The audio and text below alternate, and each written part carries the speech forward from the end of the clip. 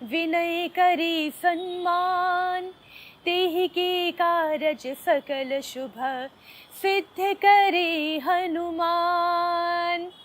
प्रभु श्री राम जी के अनन्य भक्त हनुमान जी के नाम के स्मरण के साथ आज के कार्यक्रम की मैं शुरुआत कर रही हूँ।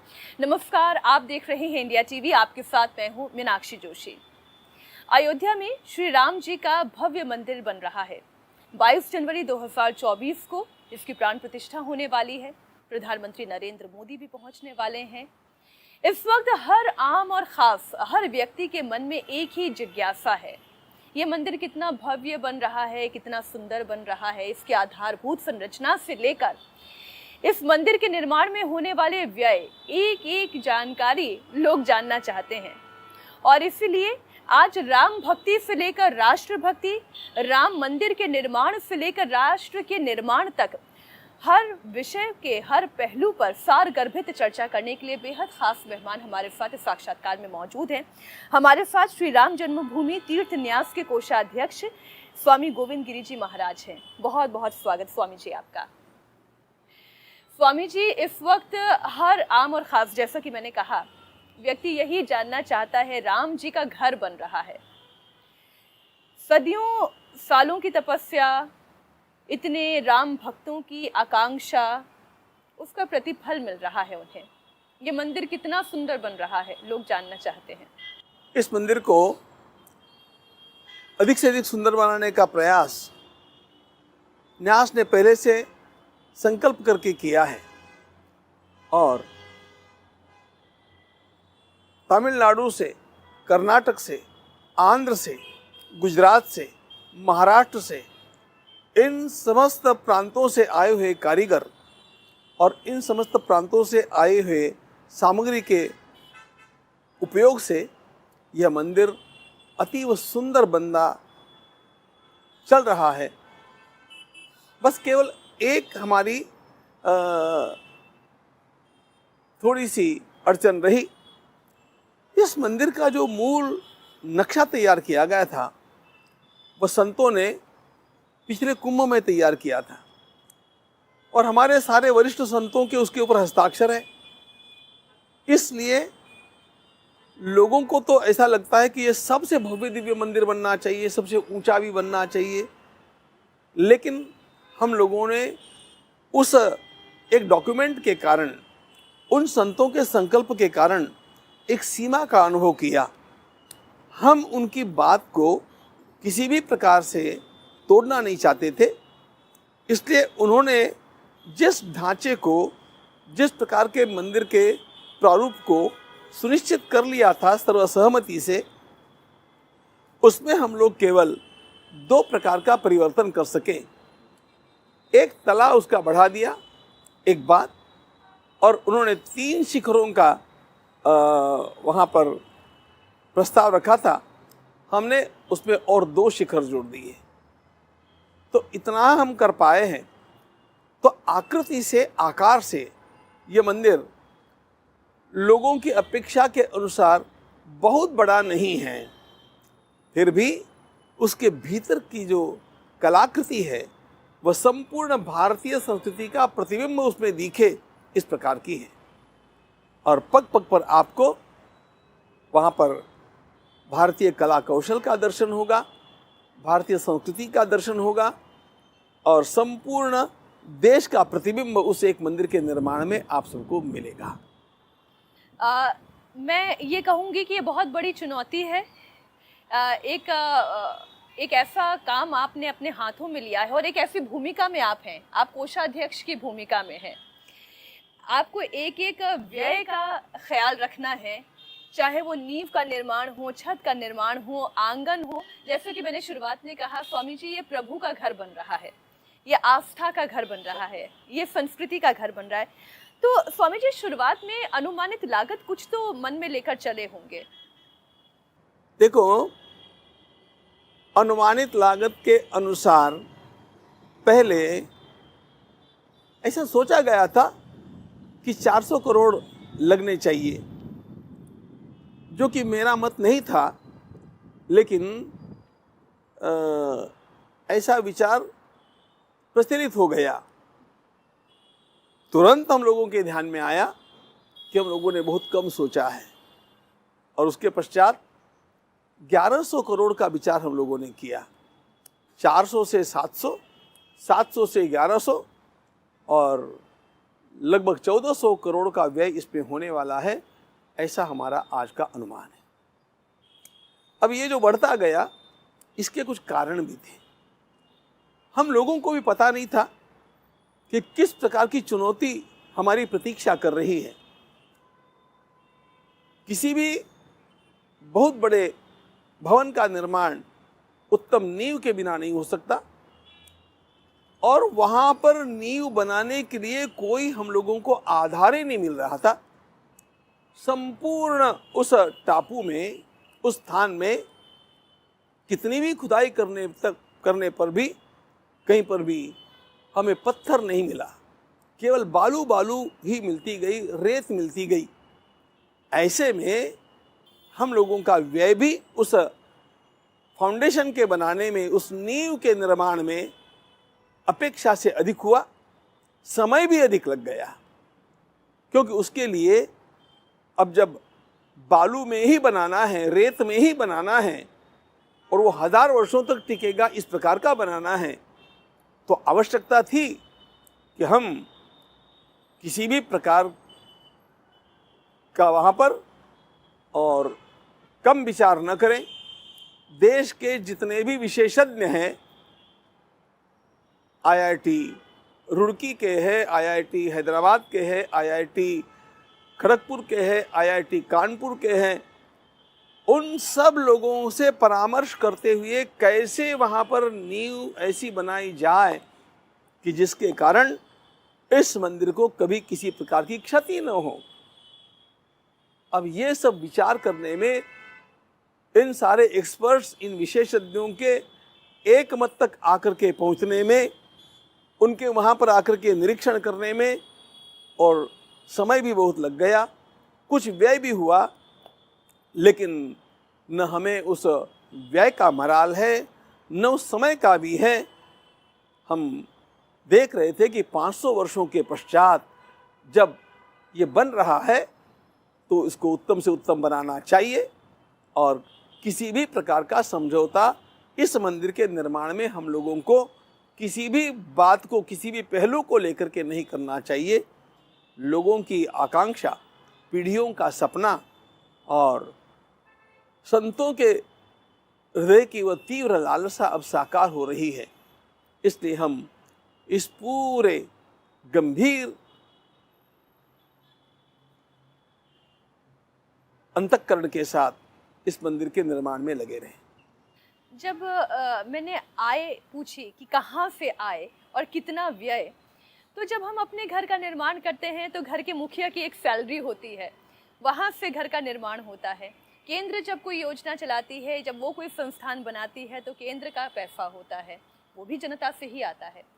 लेकिन यहाँ तो जनता का स्वतः स्फूर्त जो लोगों का झुकाव हमने देखा कि अपने पॉकेट से 1 रुपया भी अगर वो निकाल सकें तो वो भी उन्होंने किया। किस तरीके से ये कलेक्शन हुआ, इसकी थोड़ी सी रूपरेखा आप बताएं। मंदिर के लिए लोगों के द्वारा की गई अर्थ सेवा का विचार जब जब मैं करता हूँ तो मैं गदगद हो जाता हूँ। मकर संक्रांति के अवसर पर राष्ट्रपति महोदय से पहला चेक लेकर के मैं बाहर निकला, और उसके पश्चात उस अभियान के अंतर्गत हर प्रदेश में स्थान स्थान पर जाकर के पहुंचने का मैंने प्रयास किया। रजवाड़ों से लेकर के झुग्गी झोपड़ियों तक मेरा प्रवास हुआ। आप खुद एक जगह गए? मैं गया, जितना घूम सकता था घूमा, एक भी दिन खाली नहीं रहा। और इस पूरे मेरे प्रवास में एक बात ध्यान में आई कि भगवान श्री राम लोकप्रिय है, ये हम बचपन से पढ़ते आए हैं, सुनते आए हैं, राम कथा में मैं स्वयं ये बोलते आया हूँ, लेकिन भगवान श्री राम की लोकप्रियता किस गहराई तक है, इसका अनुभव उस प्रवास में मैंने किया। लोग कितनी प्रतीक्षा कर रहे थे, देते समय लोग कैसे गदगद हो रहे थे, दौड़ दौड़ के आ रहे थे।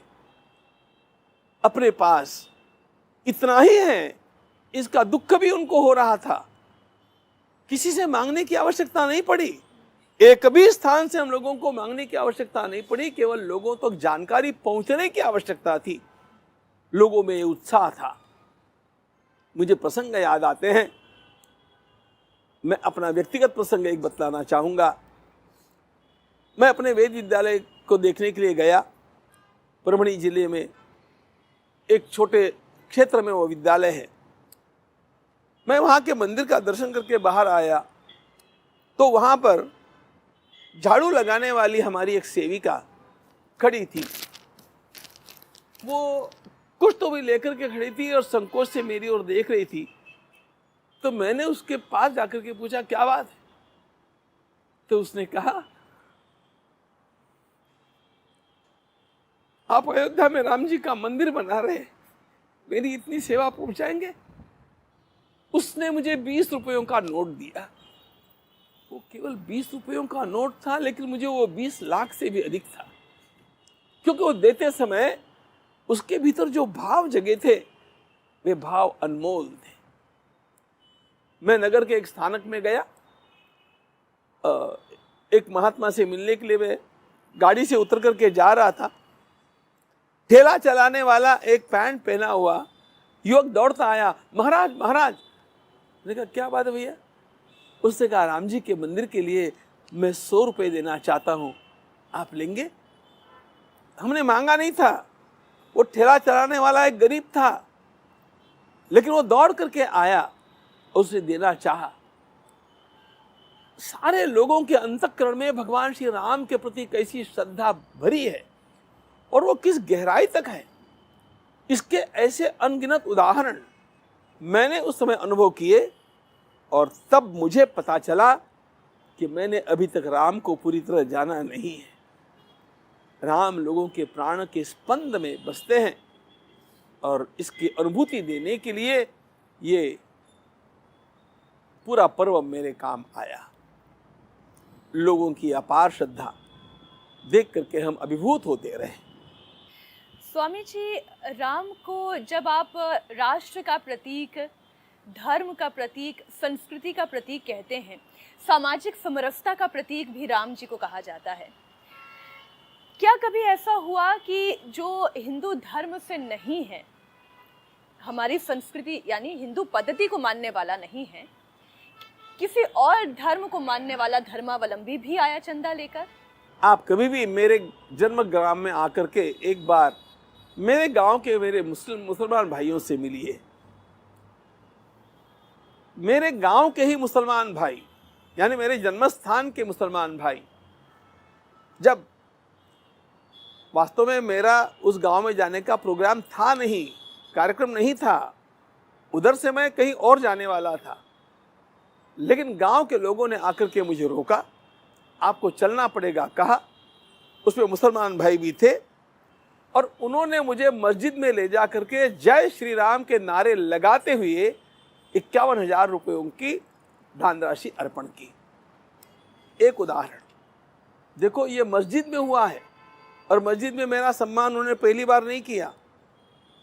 जब मेरी षष्ठी पूर्ति हुई तब भी किया था, जब मैंने संन्यास लिया तब भी किया था, और तीसरी बार यह राम मंदिर का कार्य मैं करने लगा तब किया। एक प्रसंग और बतलाना चाहता हूं। उस समय श्री फडणवीस जी मुख्यमंत्री थे और मुझे बुलाया गया था मुंबई के एक कार्यक्रम में। उसमें महाराष्ट्र के 400 से अधिक केवल मुसलमान भाई बहन इकट्ठे थे और उन्होंने आगे आगे बढ़कर के इतने सुंदर भाषण किए। और उसमें तो एक भाई आगे आकर के मुझे कहता है, महाराज आपका प्लान मुझे दे दो मंदिर का, उसका आधा निर्माण तो मैं ही करवा देता हूं। अब ये तो बात हम किसी की भी स्वीकार नहीं करने वाले थे, लेकिन राम जी के लिए उनकी श्रद्धा थी। लेकिन दिखावटी नहीं, मन से वो लोग चाहते हैं कि वास्तव में ये मंदिर बनना चाहिए। और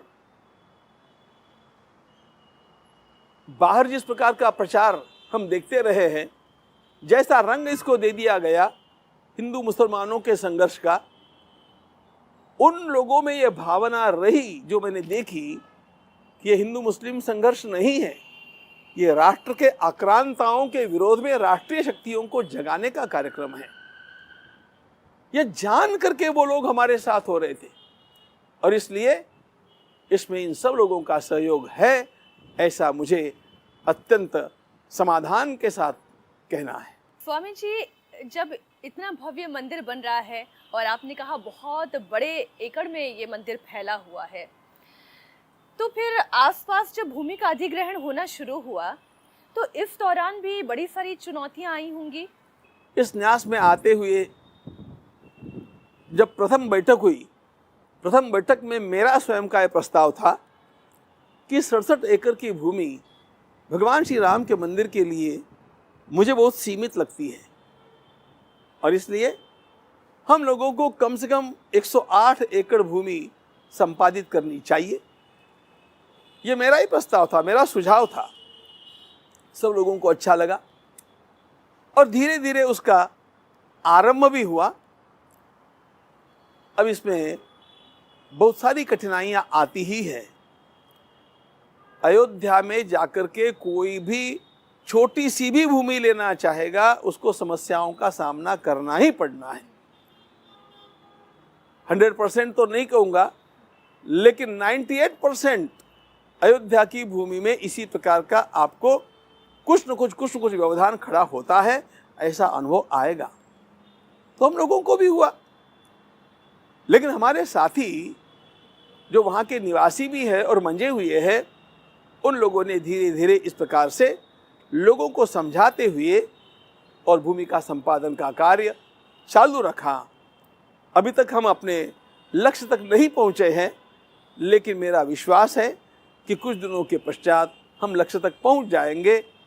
अब ये सारी बातें ये लोग बड़े समाधान के साथ कर रहे हैं। यदि आपके मन में हो कि व्यवधान कैसा आया, तो एक सज्जन ने एकाएक इसमें आपत्ति उठाई थी कि तीर्थ क्षेत्र के न्यास में कुछ तो भी गड़बड़ हुई है। और मैं पूछना चाह रही थी, आप खुद ही ले आए जी। मुझे वो दिन याद है, 13 जनवरी का वो दिन था। टीवी पर आया, किस में आया मुझे पता नहीं, लेकिन टीवी पर आ गया।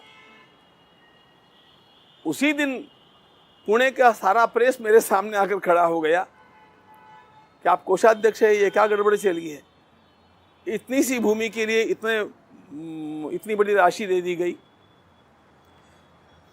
अपने स्वभाव के अनुसार मैंने कहा, देखो मैं पुणे में हूँ, मामला अयोध्या का है, मैं 26 को अयोध्या जाने वाला हूँ। मैं आपको ये गलत है सही है कुछ भी आज कहने वाला नहीं हूँ। मैं अयोध्या से 2 जुलाई को लौटने वाला हूँ।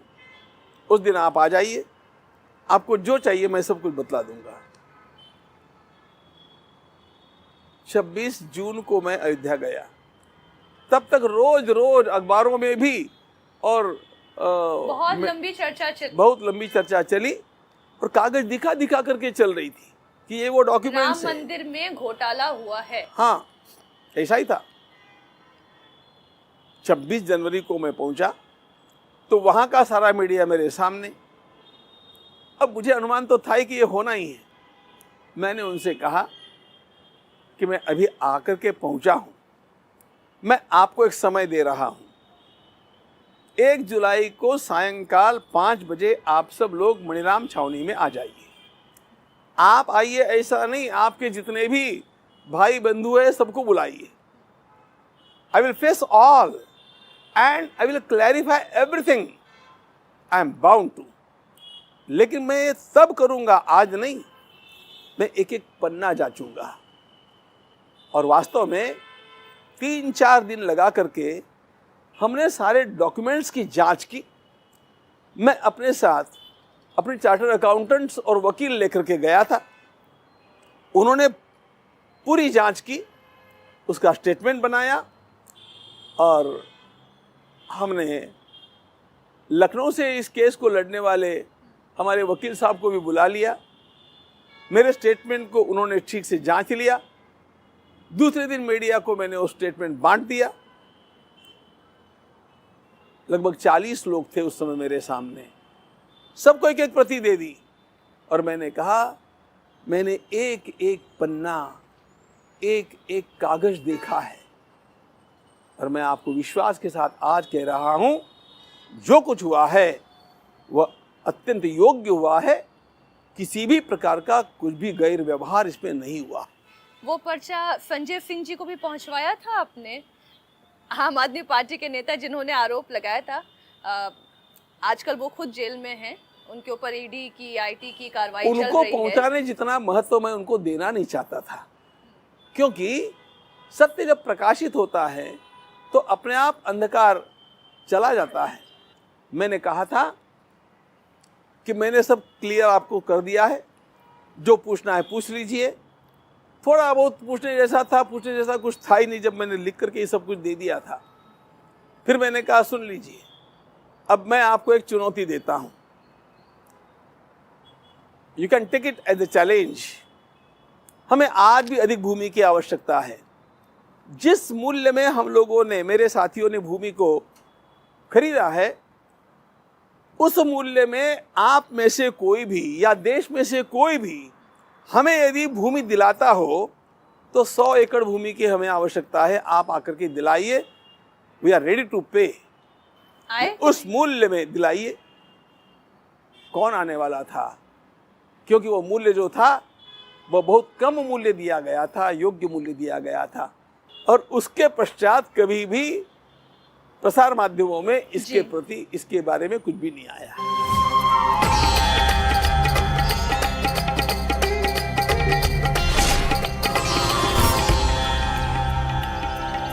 मंदिर के निर्माण की प्रक्रिया को लेकर जब मेरे मंदिर निर्माण समिति के अध्यक्ष नृपेंद्र मिश्र जी से बात हुई, तब उन्होंने बताया कि एक एक चीज का इतनी बारीकी से चुनाव किया गया।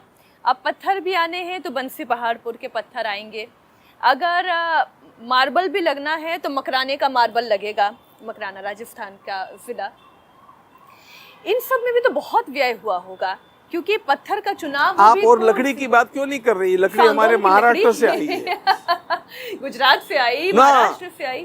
पूरे देश में सबसे अच्छी लकड़ी महाराष्ट्र में है, ऐसा विशेषज्ञों का रिपोर्ट रहा। द टिकवुड ऑफ चंद्रपुर, इसलिए वो वहां से आया है। तो इस प्रकार से जो कुछ बढ़िया से बढ़िया वस्तु जहां मिलेगी वहां से हम लोगों ने उसको ग्रहण करने का प्रयास किया, क्योंकि ये भगवान श्री राम का मंदिर हम लोगों को बनाना है। हम लोगों के ऊपर कितना बड़ा दायित्व है, हम लोगों को इसका भान रहा है। क्या कभी जब भी न्यास के सदस्यों के बीच में चर्चा होती थी तो कॉस्ट कटिंग भी होती है ना, जब हम कोई संस्थान बनाते हैं? मैं बड़ी नॉर्मल भाषा में आपसे बात कर रही हूँ, कॉमनर की लैंग्वेज में, कि कॉस्ट कटिंग यहाँ पे अगर हम इतना घटाएंगे तो वहाँ पर इतना बढ़ा सकते हैं, नींव बहुत ज़रूरी है, उसमें इतना खर्चा हो गया तो चलिए वहाँ पे थोड़ा सा खर्च कम कर लेते हैं। कभी ऐसा भी होता था? ऐसी चर्चा होती तो थी, लेकिन वह एक बात को केंद्र में रख कर के होती थी, हमें मंदिर बनाने की क्वालिटी के साथ कोई समझौता नहीं करना है। बिल्कुल उसका स्तर उसी प्रकार का रखते हुए यदि कहीं हम कॉस्ट कटिंग कर सकते हैं तो करनी चाहिए। इसके ऊपर सबका एक मत रहता था और इसको ध्यान में रखते हुए ही जो कुछ कॉस्ट कटिंग की गई है वैसे की गई है। अब आपको श्री राम जन्मभूमि तीर्थ न्यास के कोषाध्यक्ष के रूप में चयन किया गया, तो पहली बात आपके मन में क्या आई थी? ये जब मैंने सुना तो मैं हंस दिया, जैसे आप हंसी है ना। नहीं, क्योंकि मुझे पता चला कि बड़े बड़े संतों की आकांक्षा थी इस कार्य में ये भूमिका निभाने की, लेकिन मोदी जी ने आपको चुना।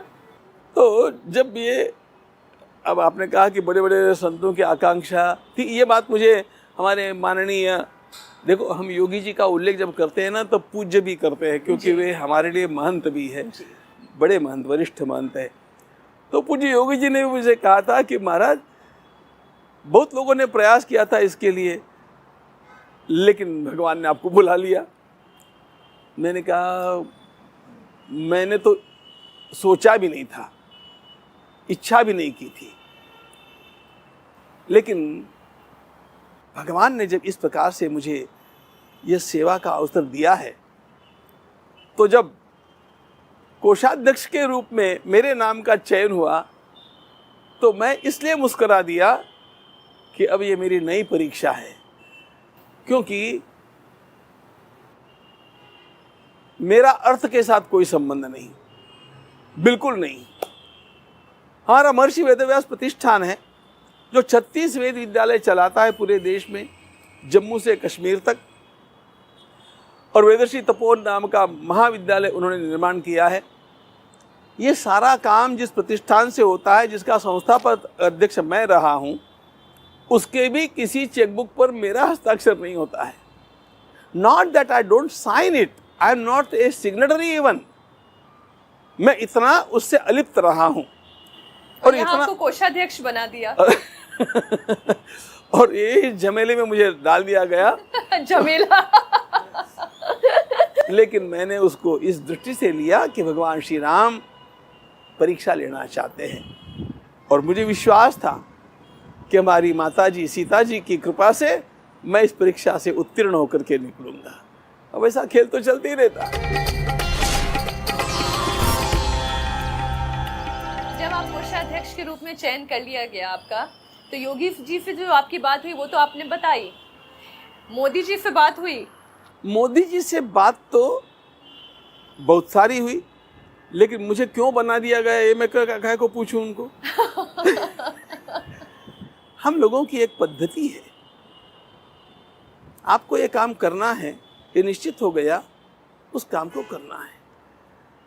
और अवश्य हमारे एक संत है जिनमें मेरा बड़ा गुरु भाव है, पूज्य स्वामी गुरु शरणानंद जी महाराज रमन रेती के। जब मैंने उनसे बात की तो मैंने उनसे कहा कि महाराज कोषाध्यक्ष बना दिया गया मुझे, मैं कैसे कर पाऊंगा?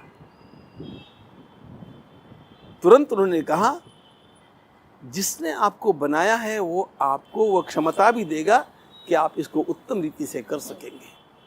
भगवान का विश्वास रख करके आगे बढ़ना चाहिए, वही हमारा आलम्बन है। आपने कहा मोदी जी से कई बार बात हुई है और कई विषयों पर बात हुई है। वो किस तरीके से राम मंदिर को सोचते हैं, राम में उनकी कितनी आस्था है, ये हम कई बार सुन चुके हैं। कई बार उन्होंने मंचों से, अलग अलग साक्षात्कारों में कहा है। लेकिन जब राम मंदिर के निर्माण की बात आती है तो विदेश के दौरे से आने के साथ साथ राम मंदिर में कैसा निर्माण चल रहा है वो अवलोकन करने के लिए चले जाते हैं। किस तरीके की चर्चा आप लोगों के बीच में होती है? कैसी, अगर मैं कहूँ, गाइडेंस आती है, या उनके मन में क्या चलता है? देखिए, इस महापुरुष का मैंने जो देखा है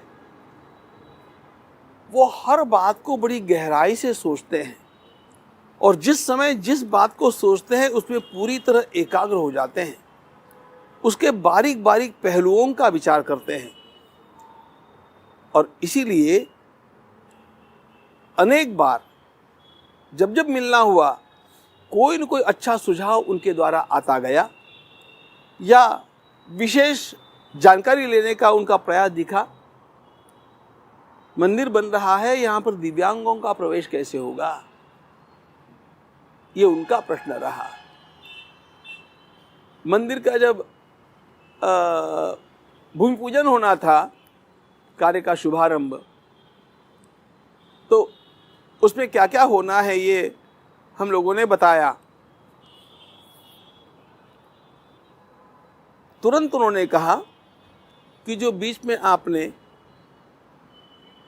एग्जीबिशन रखा है, प्रेजेंटेशन रखा है, उसको देखने में कितना समय लगेगा?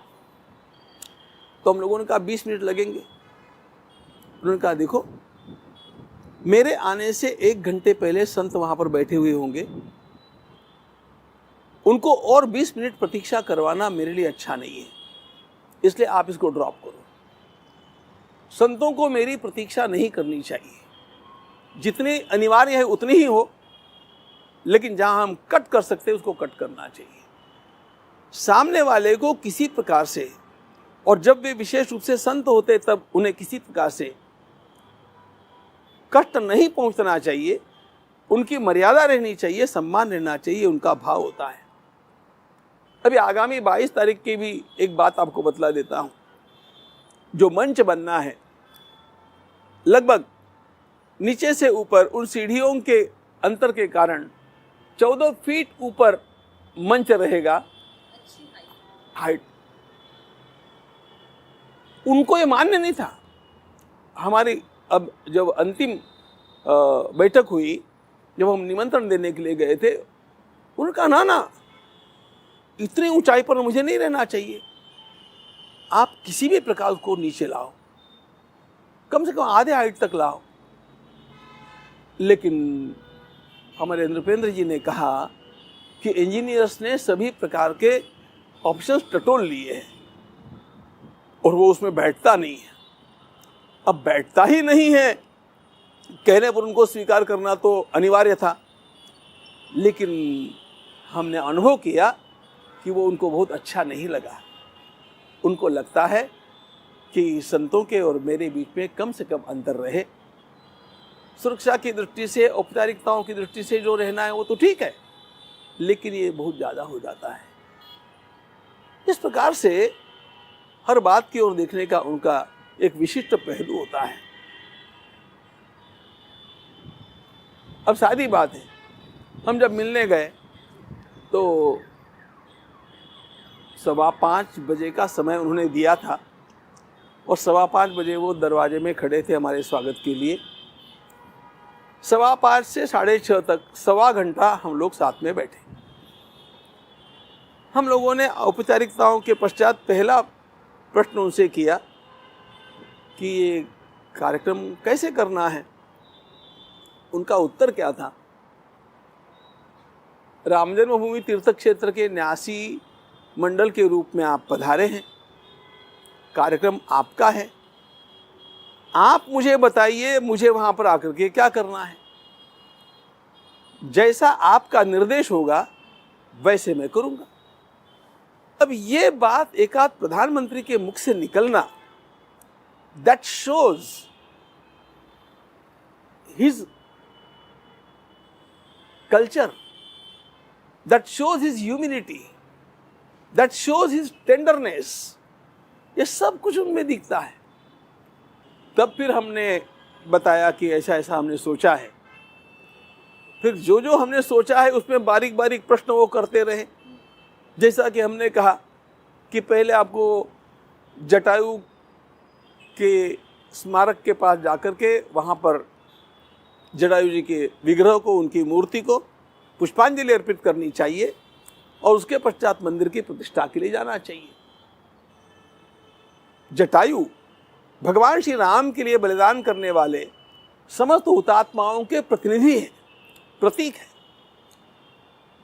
तो उनको बहुत अच्छा लगा ये कि आरंभ से लेकर के कार सेवकों पर्यंत भगवान श्री राम के लिए जिन्होंने बलिदान किया, उन सभी की पूजा एक जटायु की पूजा करने से हो जाती है।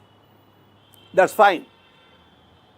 लेकिन उसके पश्चात तुरंत उन्होंने वो फाउंडेशन कैसा है जटायु का और उसकी ऊंचाई कितनी है और कैसे जाना पड़ेगा, व्यवस्था है क्या क्या, हर बात का डिटेलिंग वो देखते रहे। फिर अपने अनुभव सुनाते रहे कि स्टैच्यू ऑफ यूनिटी को बनाते समय कैसे उसके फाउंडेशन का चयन उन्होंने किया था। तो ऐसा विचारों का आदान प्रदान होता है, पूरे खुले मन से 1.25 घंटे तक होता रहा। कभी ऐसा मन में नहीं आता ना कि एक प्रधानमंत्री से हम बात कर रहे हैं, कभी वो ऐसा महसूस नहीं कराने देते। सामाजिक समरसता का आधार राम है, गुणों की खान राम है, लेकिन राम जैसा बनना वो भी कलयुग में, त्रेता युग में भी रावण को रामत्व तब प्राप्त हुआ जब वो अपने अंत के निकट आ गया। इस कलयुग में कोई राम जैसा कैसे बन पाएगा? इम्पॉसिबल सा नहीं लगता? भगवान श्री राम जैसा बनने का प्रयास किया जाना चाहिए, ये हमारी परंपरा का आग्रह है।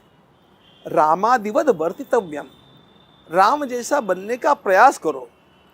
देखो, राम जैसा कौन बन सकेगा या नहीं बन सकेगा, ये उसके स्वयं के निश्चय पर निर्भर करता है। और कुछ किसी को याद आवे नहीं आवे, लेकिन मैं एक नाम आपको बतला सकता हूँ जो मुझे श्री राम जैसा लगता है। छत्रपति शिवाजी महाराज का जीवन भगवान श्री राम जैसा जीवन है, और इसलिए भगवान श्री राम और भगवान श्री कृष्ण के पश्चात मुझे उनके जैसे गुणों की कहानी कोई दिखती नहीं है। और इसीलिए मेरा ऐसा आग्रह है कि छत्रपति शिवाजी महाराज की भी कथा धर्म के व्यासपीठ के ऊपर कही जानी चाहिए।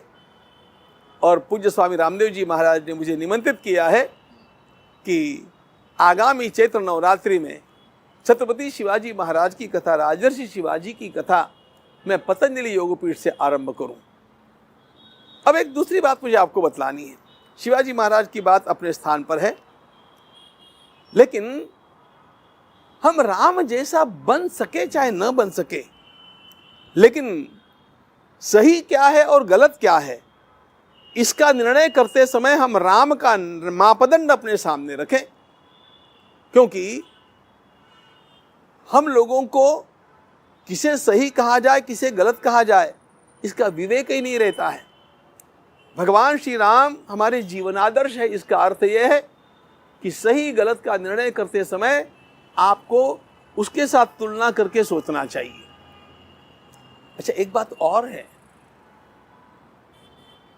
रात्रि के अंधकार में, पुराने जमाने में जब सागर में नौकाएं चलती थी, तब उन नौकाओं को अपने मार्ग पर चलना होता था, लेकिन अपना मार्ग तय करते समय वे ध्रुव की ओर देखते थे, उस तारे की ओर देखते थे। ध्रुव तारे पर पहुंचना नहीं होता है, लेकिन उस तारे को देख करके जैसे अपनी दिशा का निर्णय करना होता है, उसी प्रकार हम राम बने चाहे न बने, लेकिन अच्छाई और बुराई का निर्णय राम को देख करके किया। बहुत सुंदर।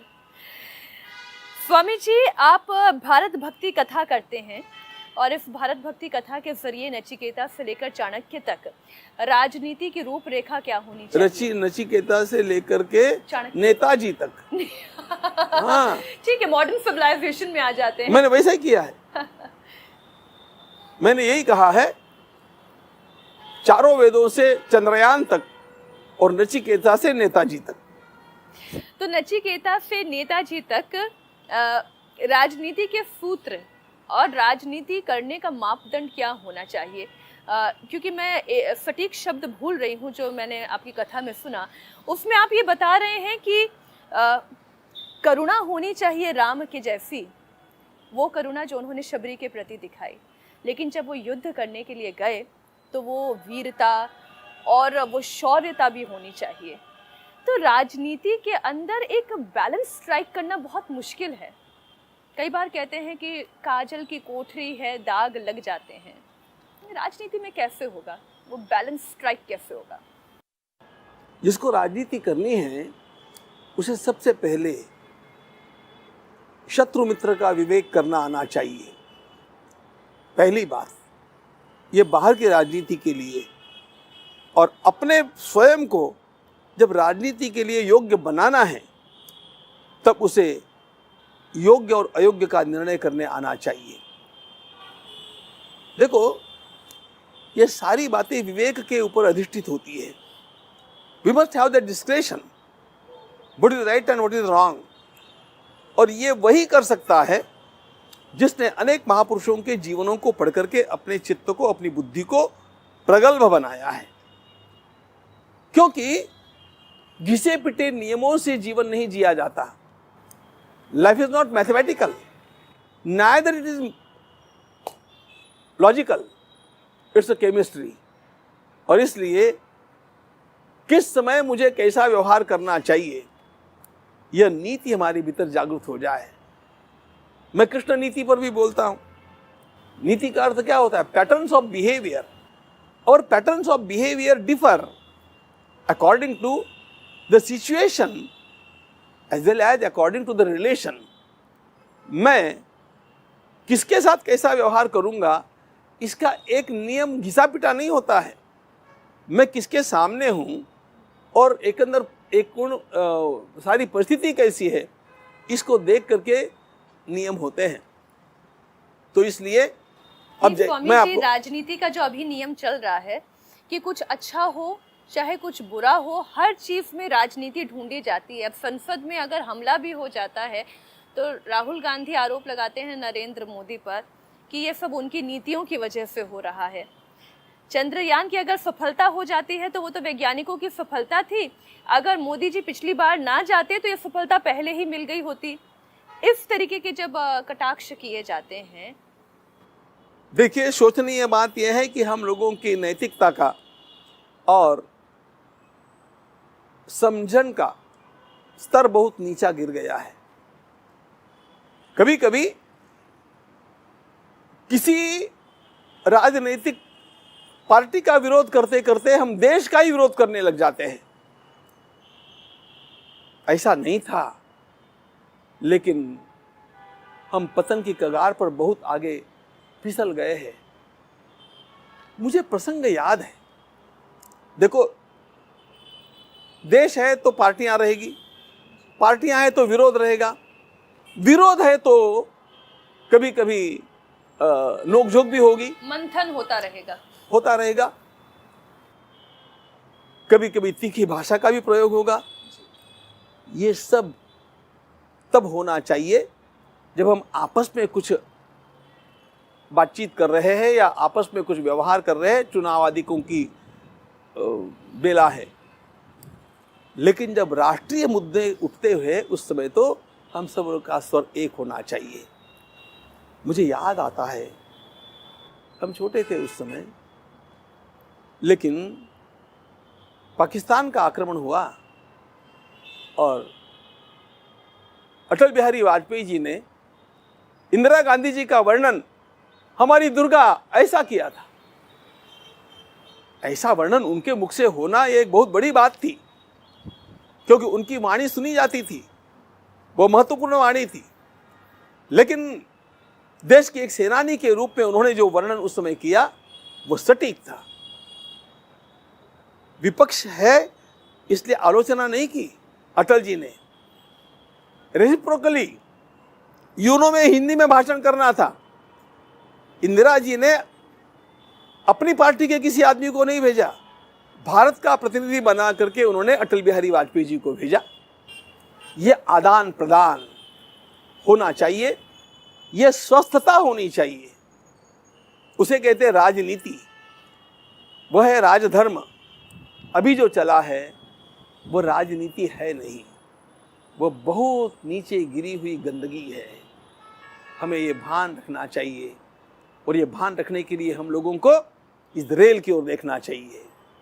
युद्ध के समय में इजराइल की सभी पार्टियां इकट्ठी हो गई और उनकी वॉर कैबिनेट बन गई। हम इस प्रकार की एकता कभी दिखा पाएंगे? ये दिखाने की आवश्यकता है।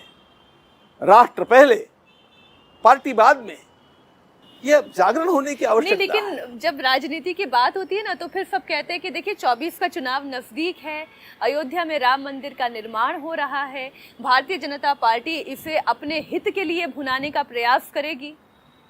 भारतीय जनता पार्टी यदि इसको अपने हित के लिए भुनाने का प्रयास करेगी तो मुझे उसमें गलत कुछ लगता नहीं है। लेकिन मूल बात ऐसी है कि भारतीय जनता पार्टी ने अथवा हमारे माननीय प्रधानमंत्री जी ने अथवा हमने भी यह जो मुहूर्त चुना है, यह राजनीति को ध्यान में रख करके नहीं चुना है।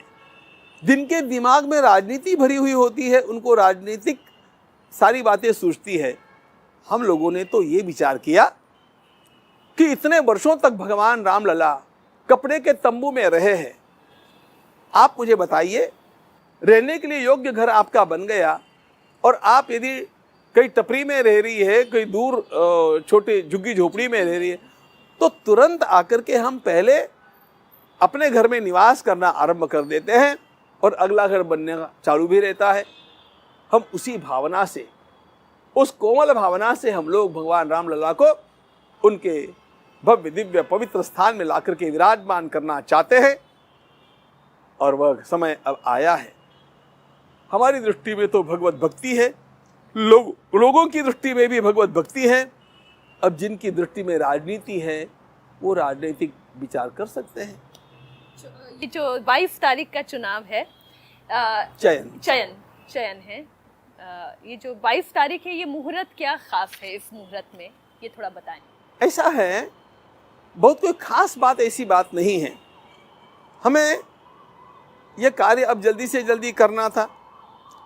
संक्रांति के पहले धनुर्मास होता है, इसलिए हम कर नहीं सकते थे।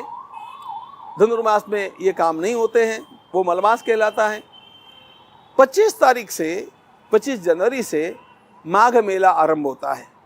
माघ मेले में सारे के सारे हमारे अयोध्या के संत प्रयाग जाते हैं, उनका वहाँ पर कल्पवास होता है। अयोध्या के संत अयोध्या से चले जाएं और फिर हम स्थापना करें, ये थोड़ी हो सकता था। इसलिए हमें ये बाध्यता थी कि 15 जनवरी से लेकर के 25 जनवरी के बीच में कोई अच्छे से अच्छा मुहूर्त मिल जाए। उन 10 दिनों में यह सर्वोत्तम मुहूर्त है और इसलिए उसका चयन हम लोगों ने किया है। स्वामी जी, मैंने आपका बहुत समय लिया, लेकिन प्रश्नों की श्रृंखला इतनी लंबी थी मेरे पास, और मैं अभी भी कहूँगी बहुत सारे प्रश्न और मुझे पूछने हैं, लेकिन फिर कभी आपसे समय चाहूँगी। इतना समय देने के लिए बहुत बहुत आपका धन्यवाद, और जल्द से जल्द आम भक्तों के लिए भी राम मंदिर के द्वार खुले, हमें भी दर्शन करने का मौका मिले। हर राम भक्त की यही कामना। बहुत बहुत धन्यवाद। भगवान श्री राम की सेवा में आप लोग भी लगे हुए हैं और ये सारी वार्ताएं लोगों तक पहुंचाने का सुंदर कार्य आपके द्वारा किया जा रहा है। आपका अभिनंदन, बहुत बहुत धन्यवाद।